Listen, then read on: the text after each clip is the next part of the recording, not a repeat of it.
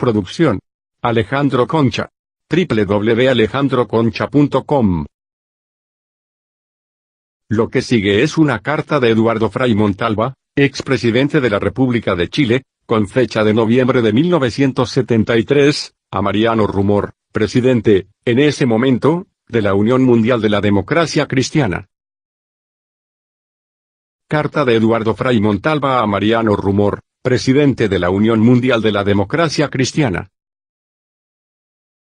Eduardo Frei, del Partido Demócrata Cristiano, completó su período de 6 años, gobernando desde 1964 a 1970.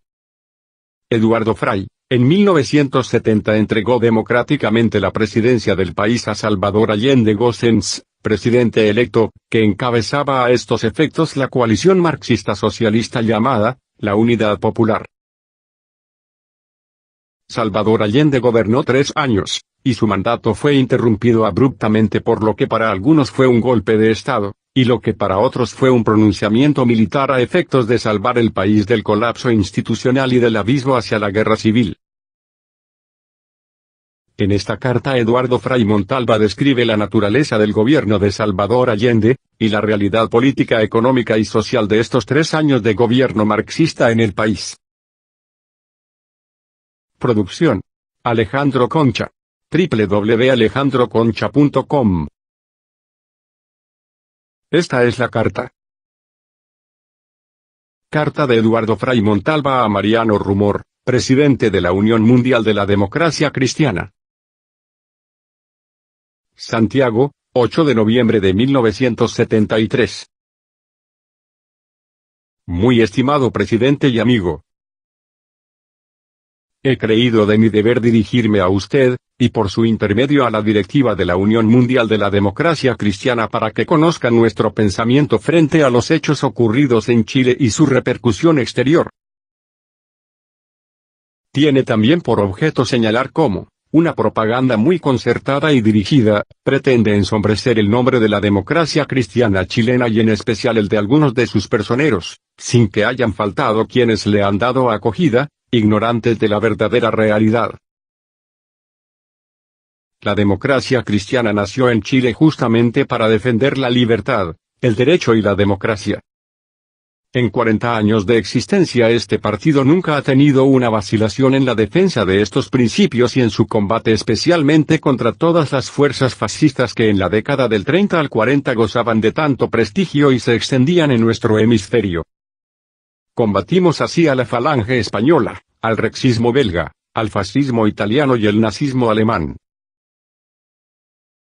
Personalmente di testimonio de ello, al igual que todo nuestro partido, en libros, artículos y acciones correspondientes. Fue este partido el que en 1957 contribuyó a la derogación de la Ley de Defensa de la Democracia que existía en Chile y que colocaba fuera de la ley al Partido Comunista. Por último, llegado este partido al gobierno que tuve el honor de presidir, dirigió al país dentro del más pleno respeto a las normas democráticas. Ningún partido político sufrió, no digamos persecución, sino ni la más leve molestia, al igual que en cualquiera democracia europea. Y fue nuestro gobierno el que, arrastrando en esos años muchos ataques, reanudó relaciones con Rusia y los demás países socialistas. Los partidos que se han conducido de esa manera no pueden aceptar de nadie, ni de adversarios ni mucho menos de quienes se dicen amigos, la menor tacha a su limpia trayectoria democrática. Y digo esto, porque para asombro nuestro estamos recibiendo ahora lecciones de democracia de los partidos comunistas y aún de quienes en su país ocuparon en el pasado cargos de ministros en gobiernos dictatoriales. Esta campaña de desprestigio de la democracia cristiana chilena ha sido acompañada por una incesante propaganda nacida en los medios de izquierda marxista, y acogida por insignificantes grupos demócrata cristianos, en el sentido de que la democracia cristiana chilena está dividida o a punto de hacerlo, calificando a unos de, comillas, derechistas y a otros de, comillas, izquierdistas. Si con ese criterio se juzgara a cualquiera de los partidos demócrata cristiano de Europa y América Latina, seguramente estos aparecerían con mucho mayores señales de división que las que se pueden suponer en Chile, donde el partido ha dado ejemplo de solidez y unidad en situaciones extremadamente difíciles. Que existan en algunos puntos diferencias de opinión es natural en partidos democráticos, pero eso no hiere su unidad fundamental. Esta maniobra de descalificación progresiva a unos o a otros, manejada por la prensa marxista o de extrema derecha, consideramos que constituye uno de los mayores peligros para el futuro de la democracia cristiana en cada país, si no existe un mínimo de solidaridad y respeto entre los distintos partidos y no caen en la trampa de hacerse eco de tales maniobras. ¿Qué ocurrió en Chile? Este país ha vivido más de 160 años de democracia prácticamente ininterrumpida. Es de preguntarse, entonces, ¿cuál es la causa y quiénes son los responsables de su quiebre? A nuestro juicio la responsabilidad íntegra de esta situación, y lo decimos sin eufemismo alguno, corresponde al régimen de la unidad popular instaurado en el país. ¿En qué basamos esta afirmación? A. Este régimen fue siempre minoría y nunca quiso reconocerlo. Obtuvo en la elección presidencial el 36% de los votos. Subió al 50% a los 4 meses de elegido, en las elecciones municipales, siguiendo una vieja tradición chilena en que el pueblo da su apoyo al gobierno recién elegido.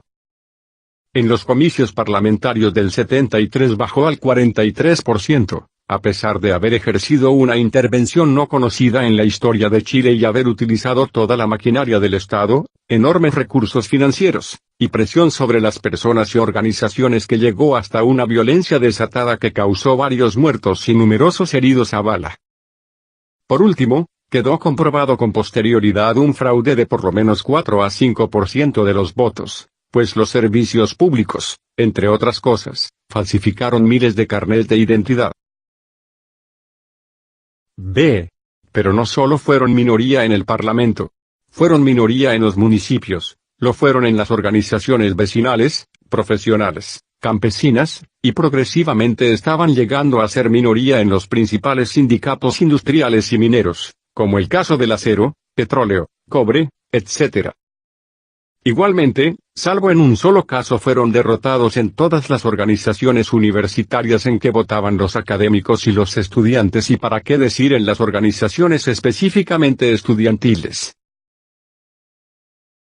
En vez de reconocer este hecho y buscar el consenso, trataron de manera implacable de imponer un modelo de sociedad inspirado claramente en el marxismo-leninismo. Para lograrlo aplicaron torcidamente las leyes o las atropellaron abiertamente, desconociendo a los tribunales de justicia. Cada vez que perdían una elección en las organizaciones sindicales y campesinas o estudiantiles desconocían el hecho y creaban una organización paralela afecta al gobierno, la cual recibía la protección oficial, mientras eran perseguidos los organismos que respondían a una elección legítima. Así se trató a los estudiantes, a la clase obrera y a los campesinos. En esta tentativa de dominación, llegaron a plantear la sustitución del Congreso por una Asamblea Popular, y la creación de tribunales populares, algunos de los cuales llegaron a funcionar, como fue denunciado públicamente.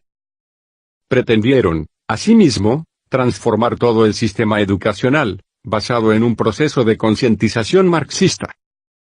Estas tentativas fueron vigorosamente rechazadas no solo por los partidos políticos democráticos, sino por sindicatos y organizaciones de base de toda índole, y en cuanto a la educación, ella significó la protesta de la Iglesia Católica y de todas las confesiones protestantes que hicieron públicamente su oposición.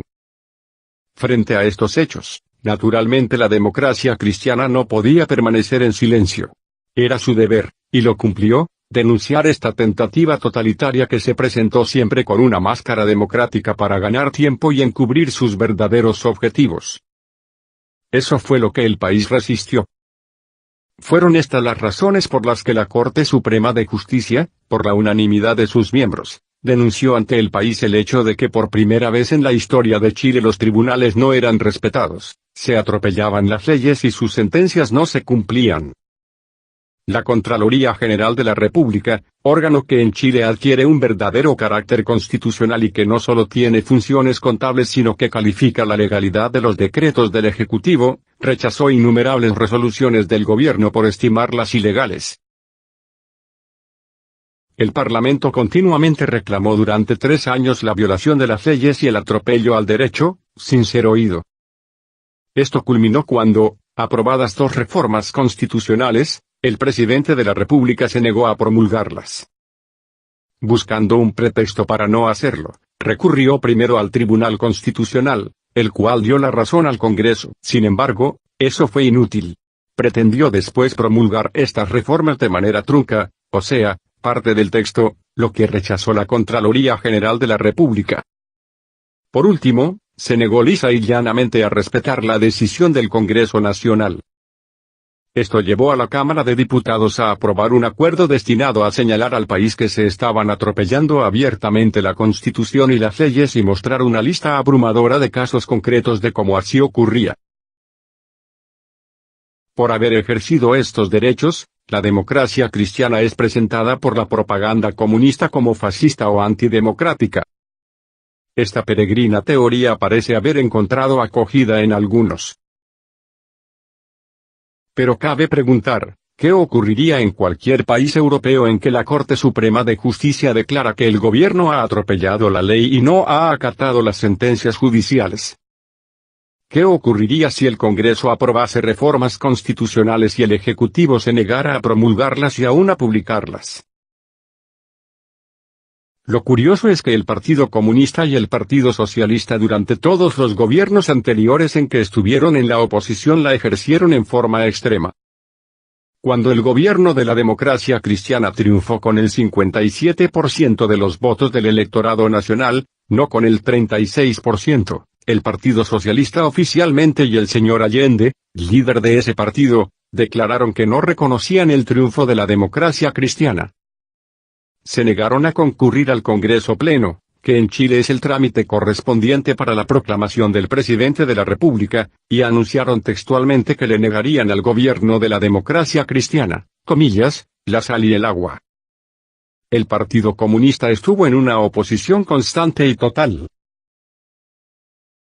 Para hacerlo recurrieron a la injuria, a la violencia, y el Partido Socialista una y otra vez manifestó que no respetaba el orden legal y democrático, que no era sino un orden burgués. Cada vez que había una huelga o un conflicto, el señor Allende y los partidos socialista y comunista lo promovían o acentuaban para llevar al extremo la situación. En su implacable crítica al gobierno de la democracia cristiana, todo lo encontraron mal. Y cuando la inflación llegaba al 20%, llamaban al país a la huelga general para derrocarlo.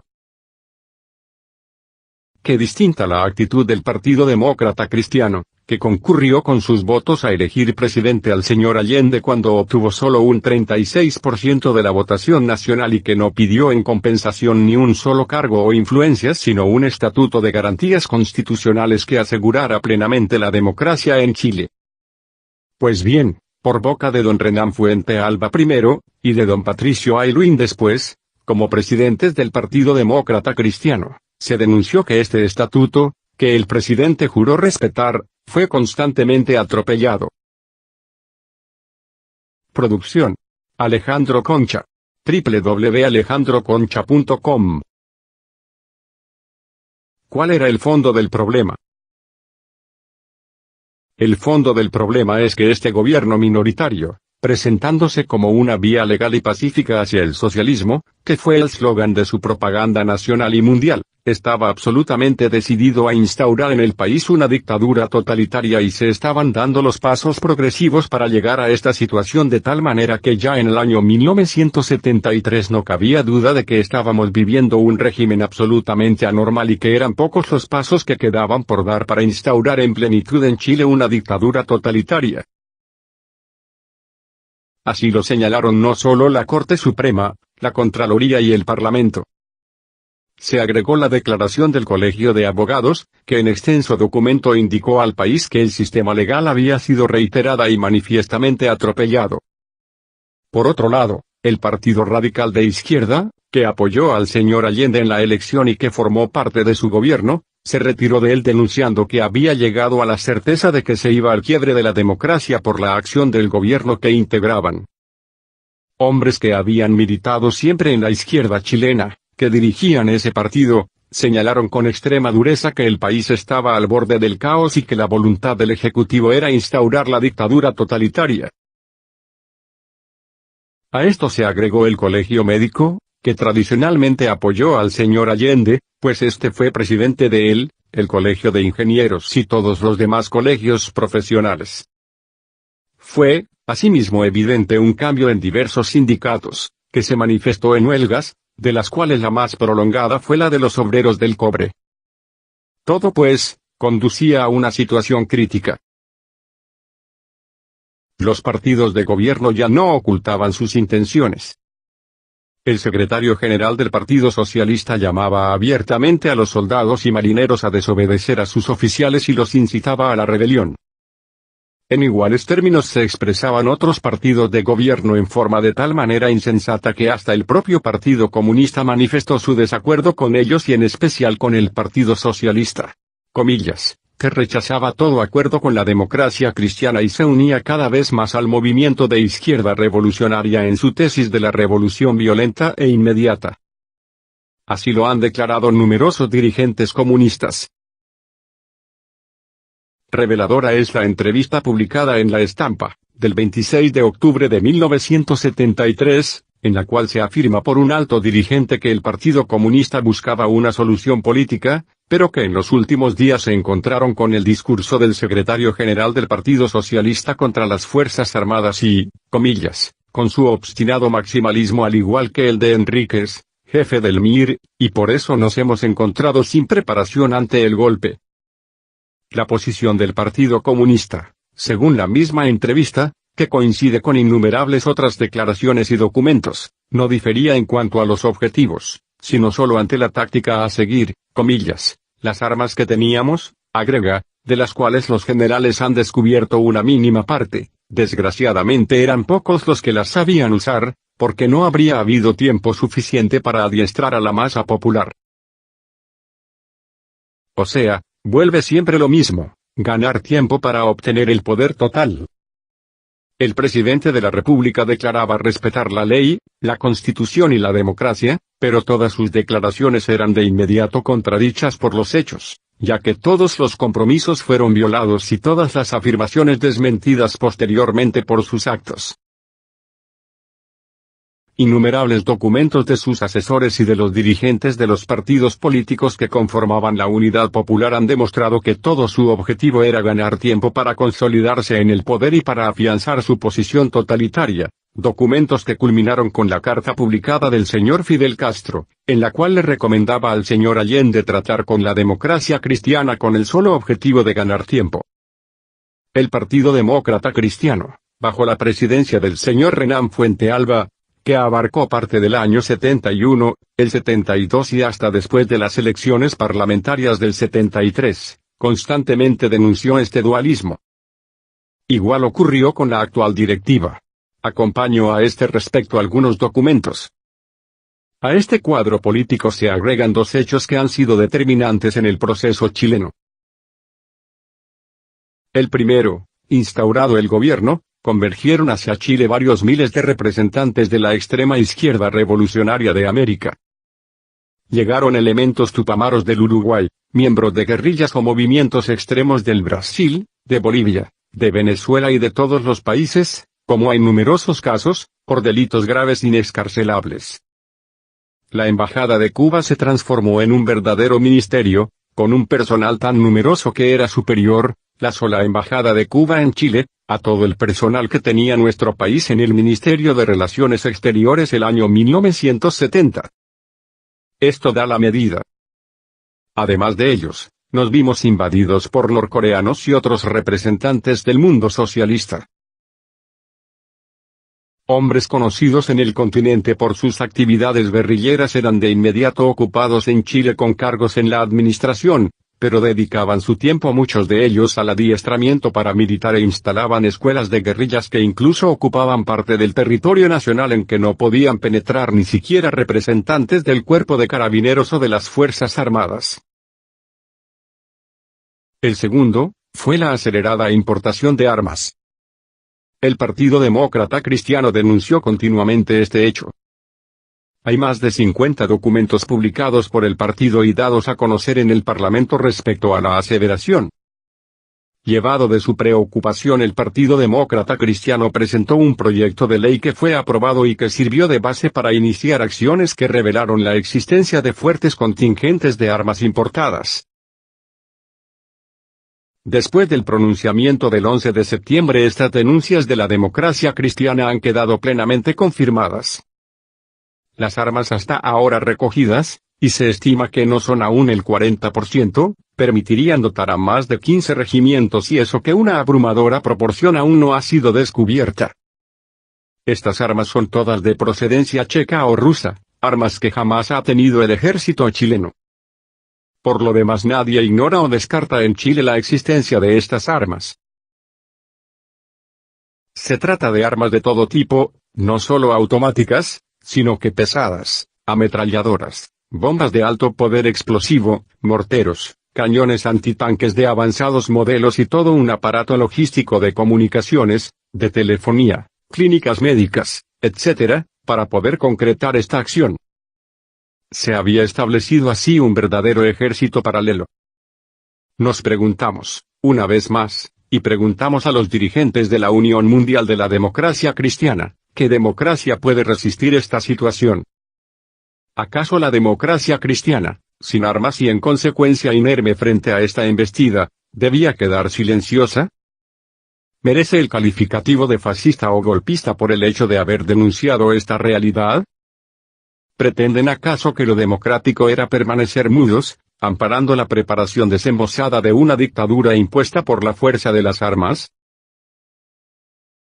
Es efectivo que como consecuencia de este extremismo armado de la izquierda y sin duda amparado por el gobierno, ya que se ha probado que muchos de los bultos que contenían estas armas llegaban consignados a la propia presidencia de la República, nació inevitablemente un extremismo de derecha también armado. No nos referimos al Partido Nacional, sino a grupos extremistas de derecha, que la democracia cristiana nunca dejó de condenar con la misma claridad que a los de extrema izquierda. El otro elemento digno de considerarse fue la conducción económica. El mundo conoce cuál es el resultado de la gestión económica de la Unidad Popular. Producción: Alejandro Concha. www.alejandroconcha.com. Recibieron un país floreciente, en pleno desarrollo. El cobre, principal producto de exportación, había sido nacionalizado en un 51% y se había hecho una inversión ya terminada que duplicaba su capacidad de producción. Impulso decisivo existía en la agricultura, en la industria y en otras actividades mineras. El país estaba absolutamente al día en sus compromisos internacionales y había podido en los 2 últimos años de la administración anterior prescindir de créditos externos, salvo algunos destinados a la instalación de nuevas industrias básicas, celulosa, petroquímica, etc., y se había acumulado una reserva que por primera vez el país tenía ascendente a $600 millones. El único hecho negativo era que la inflación había llegado al 30% en el último año. En estas condiciones la Unidad Popular aseguró que terminaría con la inflación, que nunca más pedirían créditos externos, que aumentaría la producción, independizarían económicamente al país y mejorarían el nivel de vida de la clase trabajadora. ¿Cuál fue el resultado de su gestión? El mundo la conoce. El total de las deudas líquidas contraídas por la democracia cristiana durante sus 6 años de gobierno no llegaron a $400 millones, después de pagar todos sus compromisos internacionales y tener su crédito absolutamente limpio. En menos de 3 años el gobierno de la Unidad Popular, que afirmó que no endeudaría al país según su programa, elevó esas deudas en cerca de $1.000 millones, destinados no a inversión, sino exclusivamente a comprar alimentos para paliar su fracaso en la agricultura. Además de eso, dejaron de pagar todas las deudas externas y en 2 años se consumieron todas las reservas que le había legado el régimen anterior. Por eso, en vez de independencia, llegaron a la mayor dependencia conocida en Chile.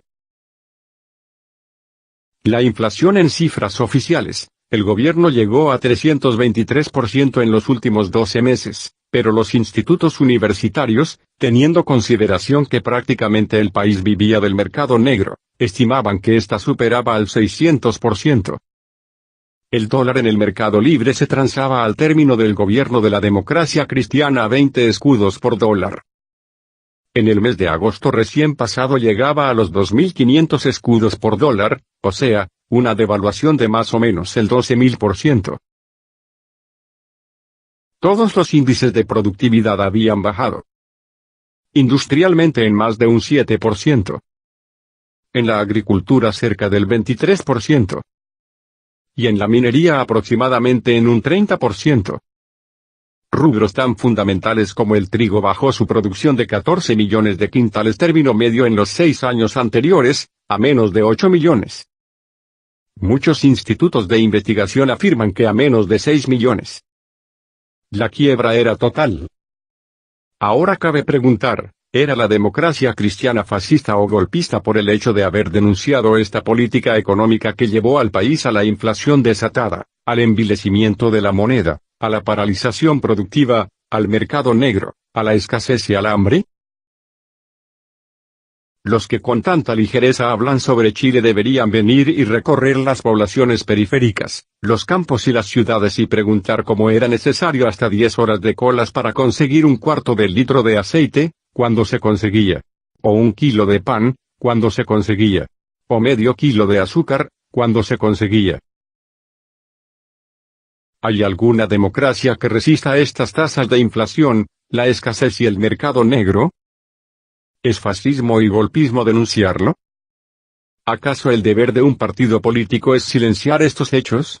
Ellos eran democráticos cuando atacaban sin tregua a un gobierno de la democracia cristiana que jamás cometió errores. En cambio la democracia cristiana era fascista por el solo hecho de defender el derecho a vivir dentro de nuestra patria, y antidemocrática porque no se hacía cómplice del descalabro, de la corrupción, de la inmoralidad y del desastre comprobado por quien quisiera venir al país y constatar lo que sucedía. Sin embargo, con la misma falsedad con que en el exterior se decía que el ensayo político era una vía legal hacia el socialismo, se daban pretextos para justificar este fracaso, que repetían algunos diarios de renombre universal. Estos fueron los argumentos principales que se esgrimieron para justificar el fracaso. El primero, que las compañías norteamericanas expulsadas del país estaban dificultando las ventas del cobre. Efectivamente, una compañía cometió la torpeza de iniciar un juicio de embargo respecto a una partida de cobre, que la democracia cristiana por supuesto condenó. Pero es necesario ver la realidad. El embargo afectó una partida de cobre cuyo valor era de $2 millones en una venta anual de $600 millones o más. Por otra parte, el embargo no se llevó a efecto porque los tribunales franceses no acogieron la demanda de la compañía. ¿Puede decirse que esta es la razón para explicar el fracaso? La segunda es el bloqueo económico, cuyas características no se precisaron y que solo podría traducirse en imposibilidad de vender productos, lo que nunca ocurrió, o la imposibilidad de obtener créditos, lo que tampoco ocurrió, pues en cifras dadas por el propio gobierno anterior ante el Club de París, el Fondo Monetario y otros organismos se prueba que el gobierno de la Unidad Popular dispuso de más créditos y endeudó al país más que ningún otro en la historia de Chile en tan breve plazo. El otro argumento es que este era el costo de la revolución y del avance social. Esto habría sido verdadero si hubieran recibido un país estagnado. No es así. Recibieron un país en pleno proceso de transformación social y en plena marcha las reformas tributarias, educacional, agraria, la nacionalización de las riquezas básicas, al igual que activos planes de salud, construcción de escuelas y viviendas. La Unidad Popular, con el voto unánime del Congreso, nacionalizó el 49% del cobre, ya que el 51% había sido nacionalizado en el gobierno de la democracia cristiana. Inició un acelerado proceso de estatización de industrias. La democracia cristiana no estuvo en contra de este proceso, solo exigió que se hiciera dentro de la ley, fijando los límites del área social y privada. Nada de eso se obtuvo, pues se siguió el proceso saltándose la ley y muchas veces con atropellos, asaltos y violencia. Producción: Alejandro Concha. www.alejandroconcha.com. Pero lo más grave fue el tremendo fracaso del área estatizada. Se dijo que el gobierno financiaría el desarrollo económico con las utilidades de las empresas cuyo control tomaría el Estado. El año 1973 estas empresas perdieron más de 150.000 millones de escudos.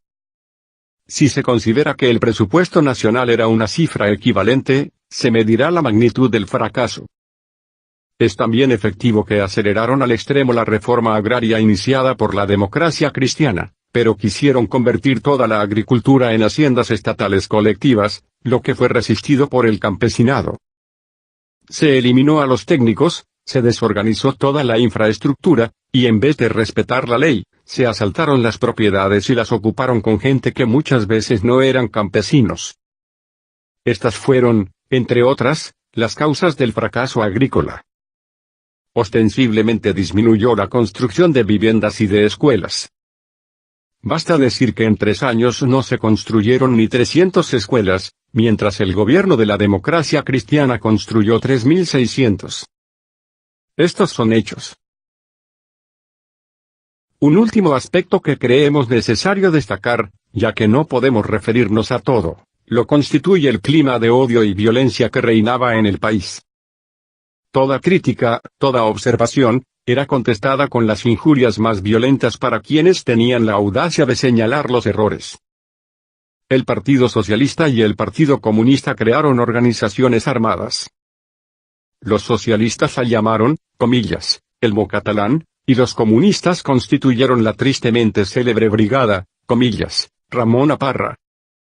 Se constituyeron, asimismo, los llamados, comillas, cordones industriales, que rodeaban las ciudades en forma estratégica, y como consecuencia de la escasez, se organizó el racionamiento sobre la base de organismos políticos que empadronaron a los habitantes para ejercer el control sobre la vida de la población. Como consecuencia de todo esto murieron cerca de 100 personas y hubo innumerables heridos. Así murió el ex vicepresidente de la República y uno de los fundadores del Partido Demócrata Cristiano, don Edmundo Pérez Zujovich, vilmente asesinado al salir de su casa por los miembros de una organización extremista. Los 3 asesinos habían sido detenidos al final del gobierno de la democracia cristiana por haber perpetrado asaltos a mano armada y condenados por los tribunales de justicia a varios años de prisión. El primer acto del gobierno de la Unidad Popular fue dejar en libertad a estos detenidos por actos ilegales y entre ellos los 3 que causaron la muerte de ese dirigente demócrata cristiano. Al indultarlos, el presidente Allende justificó su acto llamándolos, comillas, jóvenes idealistas. También murieron víctimas de esta violencia varios dirigentes juveniles de la democracia cristiana y quedaron centenares de heridos. Cuando los obreros del cobre en huelga buscaron refugio en el local central del partido fueron atacados y hubo que instalar una posta de auxilios que en el día atendió, según información oficial del Partido Demócrata Cristiano, a más de 700 personas con heridas de toda especie, entre ellas 120 de carácter grave. Ese día el presidente Aylwin y otros dirigentes, entre ellos yo mismo, estábamos en el local del partido y pudimos ser testigos de lo que ocurría. Estas son las razones por las cuales el Partido Demócrata Cristiano estuvo en la oposición que progresivamente se hizo más dura por efecto de los abusos cada vez más graves que se cometían. La posición del Partido Demócrata Cristiano en esta materia es intachable. Pasando por encima de su interés político inmediato nunca rehuyó buscar soluciones para el país. Esto es tan claro que incluso se criticó acerbamente al partido por aceptar el diálogo. Cada vez que el presidente de la República deseó conversar con la directiva, a pesar de las reiteradas veces que ésta fue engañada, no se negó a hacerlo para que no se quebrara el régimen democrático. De eso hay constancia en las declaraciones de los presidentes del partido, señores Hernán Fuentealba y Patricio Aylwin. Cuando el conjunto de los obispos chilenos hizo un llamado para salvar la paz y evitar el conflicto y pidió un diálogo entre los hombres de buena voluntad, el presidente del Partido Demócrata Cristiano aceptó hacerlo y planteó públicamente algunas bases para ello, que en último término significaban como condición básica volver al respeto de la Constitución y la ley. Todo esto que afirmo, está en documentos públicos aparecidos en la prensa y difundidos por la radio y la televisión. El presidente de la República aceptó en principio nuestro planteamiento, para después rechazarlo. A fines de agosto, a pesar de que estas conversaciones terminaron por la imposibilidad total de que el gobierno aceptara los planteamientos del partido, que eran extremadamente moderados, vistas las circunstancias, nuevamente hubo una reunión en la cual el presidente de la República, como lo ha dejado establecido el señor Aylwin, no presentó una sola base de entendimiento, afirmación nunca rebatida.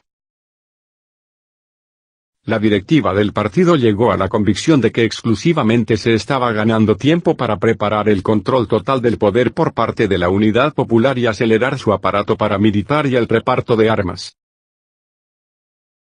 Nadie puede, pues, decir que la democracia cristiana no agotó los procedimientos para llegar a un acuerdo. Jamás se le hizo una proposición seria. Nunca el presidente ofreció una fórmula de gobierno. Al revés, señaló que sería imposible el ingreso de la democracia cristiana al gabinete por la oposición socialista y de los partidos integrantes de la Unidad Popular. Las Fuerzas Armadas, llamadas por la propia Unidad Popular, aceptaron por 3 veces en estos años integrar gabinetes ministeriales. Los partidos de la Unidad Popular, después de hacer profesión durante 40 años de antagonismo hacia las instituciones armadas, fueron precisamente los que trataron de mezclarlas en política, a pesar de su reiterada voluntad de no aceptar. Su presencia no logró modificar las líneas de acción gubernativa para evitar la catástrofe que se advertía venir. Pocos días antes del 11 de septiembre, advirtiendo la directiva de la democracia cristiana la gravedad de la situación, convocó a los jefes provinciales del partido de todo el país, quienes por unanimidad recomendaron como supremo arbitrio, que los senadores y diputados de la democracia cristiana presentaran las renuncias a sus cargos sobre la base de que el gobierno llamara a un plebiscito y se sometiera a sus consecuencias, para buscar así una salida democrática al poder. Esto fue aceptado por la directiva y los parlamentarios, que hicieron pública su decisión de renunciar. La proposición de un plebiscito fue siempre rechazada, pues sí obtuvieron el 43% en marzo del 73, después la situación se degradó con gran rapidez, en especial porque se hizo ya perceptible el caos económico y político. Yo pregunto, ¿puede un partido hacer mayor esfuerzo y un mayor sacrificio siendo mayoritario en ambas ramas del Congreso en una elección reciente en que tuvo que soportar el embate y la violencia del gobierno, que ofrecer pública y responsablemente la renuncia de sus parlamentarios con el fin de buscar una salida democrática para el país? Esta es la realidad. Por eso la democracia cristiana chilena puede decir ante el mundo que una vez más dio un ejemplo de honradez democrática y de lealtad con sus principios. Un análisis objetivo de los hechos revela que la razón fundamental de que esta vieja democracia haya sufrido este embate fue el gobierno de la Unidad Popular, porque llevó al país a una situación que ninguno puede resistir y aún es admirable la solidez de la democracia chilena que resistió tanto. Producción: Alejandro Concha. www.alejandroconcha.com. Surge de todo esto una reflexión básica. ¿Por qué lo ocurrido en Chile ha producido un impacto tan desproporcionado a la importancia del país, su población, ubicación y fuerza? ¿Por qué la reacción de la Unión Soviética ha sido de tal manera violenta y extremada?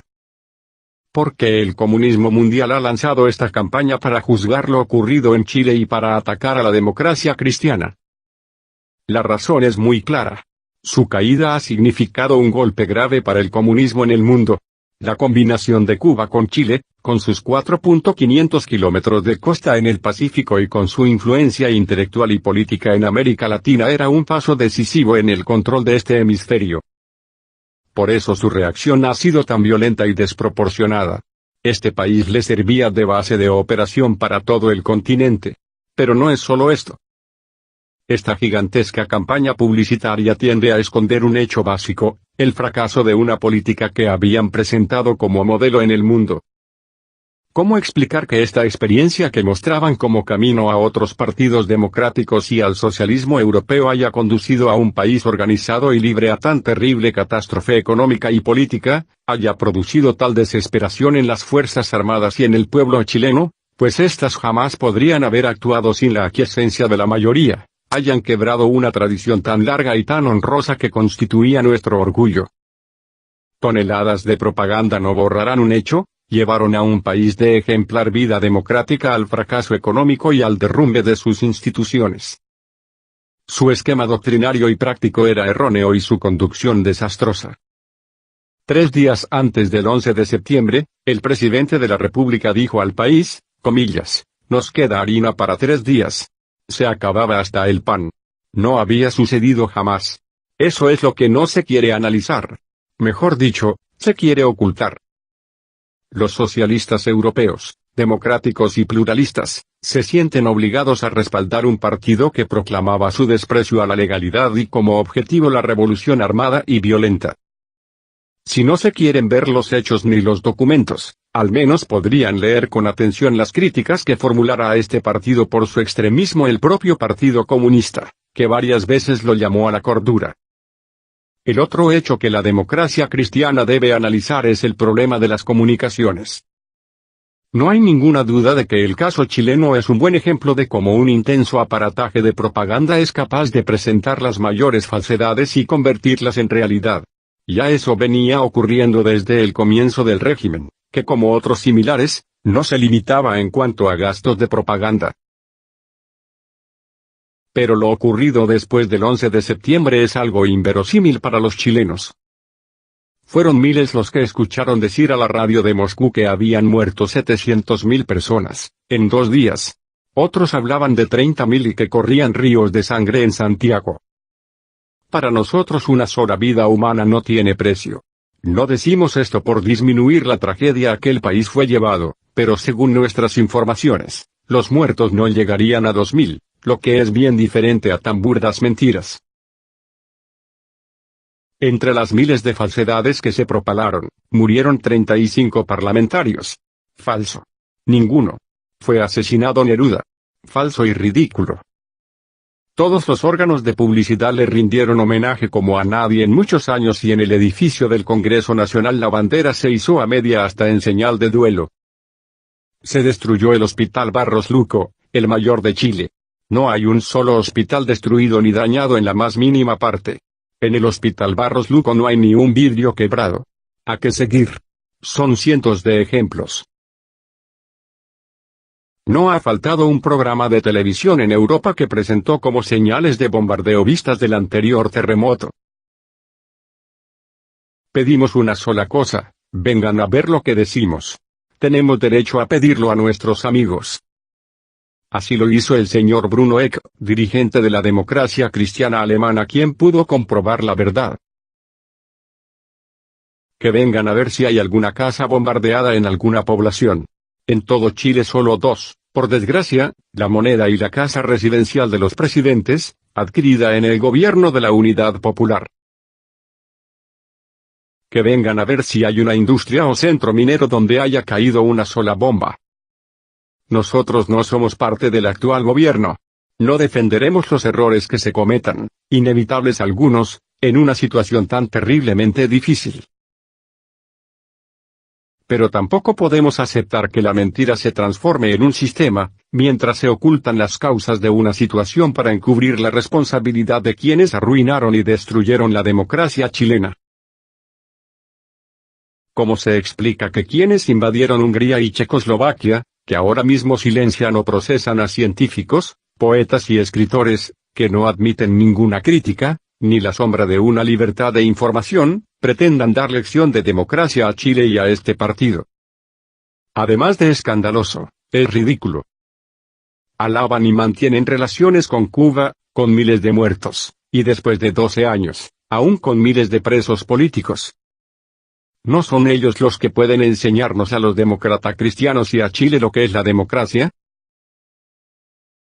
Y lo que es aún peor, sectores, es cierto minoritarios, en la propia democracia cristiana o en el mundo democrático, se dejan influenciar por esta propaganda o bien le hacen eco para ganar posiciones políticas y recibir el título de, comillas, izquierdistas.